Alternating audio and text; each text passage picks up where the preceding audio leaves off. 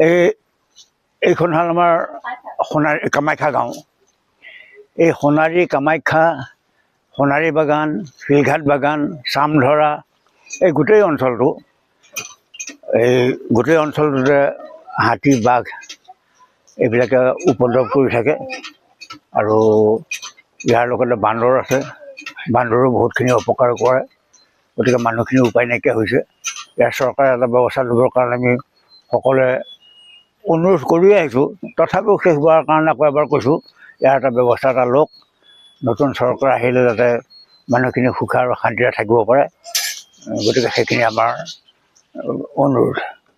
11:30 বজাত আহিছিল হাতী, আহি পেলাই বহুতখিনি অনিষ্ট কৰিছে, খিৰিকী ভাঙিছে। এতিয়া কেঁচা ঘৰটো বাদেই, পাকা ঘৰো যেতিয়া ভাঙি পেলাই হাতীয়ে উপদ্ৰৱ কৰি পেলাই ইয়াত নানান ধৰণৰ অত্যাচাৰ কৰিব লৈছে, গোটেই মানুহখিনি থাকিব কেনেকৈ?